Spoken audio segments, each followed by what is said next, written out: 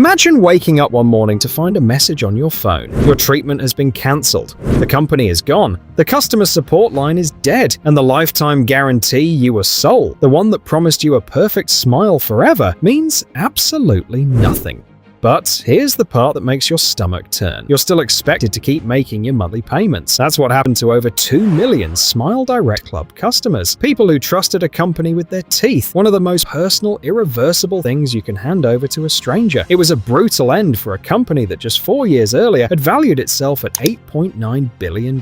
This is the story of how that promise collapsed and why the warning signs were there from the very beginning. In 2014, two childhood friends from Nashville had a simple observation. Getting your teeth straightened in America was expensive, complicated, and completely out of reach for millions of ordinary people. Traditional braces could cost anywhere from $3,000 to $8,000. Jordan Katzman and Alex Fenkel thought they had the answer. Smile DirectClub would remove every single piece of friction from that process. You'd visit one of their smile shops for a 3D scan, or they'd mail you a kit to make an impression of your teeth at home. A remote dentist would review your case online, and within weeks, custom plastic aligners would arrive at your door. No dentist visits, no waiting rooms, no $6,000 bills, just $1,700 and a promise of a perfect smile in 6 months. In a country where 35% of adults are unhappy with their teeth, it sounded almost too good to be true. By 2018, the hype was impossible to ignore. Private investors were pouring money in, and by October 2018, Smile DirectClub had secured a valuation of $3.2 billion.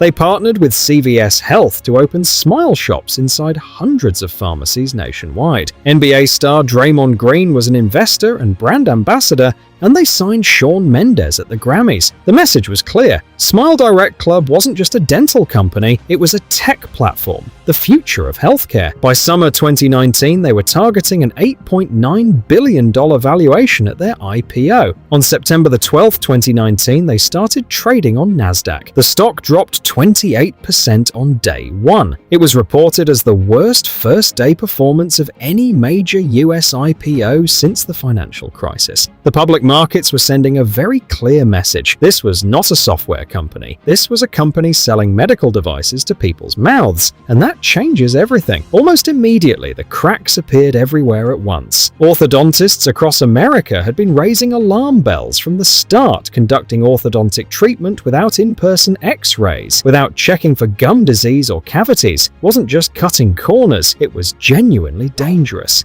Then came January 2020 and the New York Times. The paper revealed that Smile DirectClub had been using non-disclosure agreements to systematically silence unhappy customers. The process was simple and ruthless. If you complained about your treatment and asked for a refund, they'd offer to pay, but only if you signed a document agreeing never to post a negative review online, never file a complaint with any government agency, and never even acknowledge the NDA existed. Over 17,000 customers signed those documents. The floodgates opened. NBC Nightly News ran an investigation featuring customers reporting severe pain, bite problems, and permanent dental damage. A hidden camera investigation in Canada found Smile DirectClub was approving treatment plans that qualified orthodontists said should never have been approved, including one case where treatment would increase the risk of permanent tooth damage. Smile DirectClub's response? They sued NBC Universal for $2.85 billion.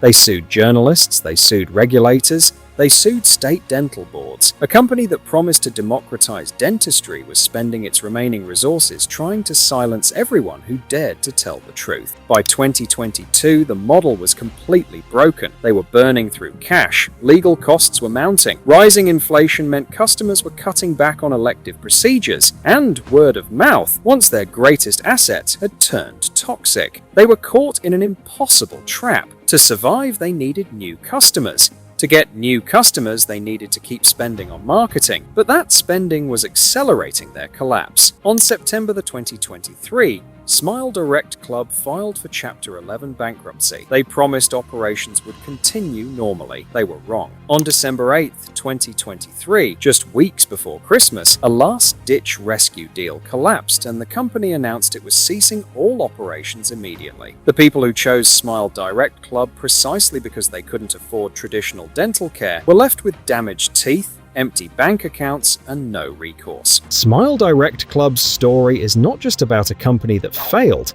It is about what happens when Silicon Valleys move fast and break things. Philosophy collides with something it was never designed for human health.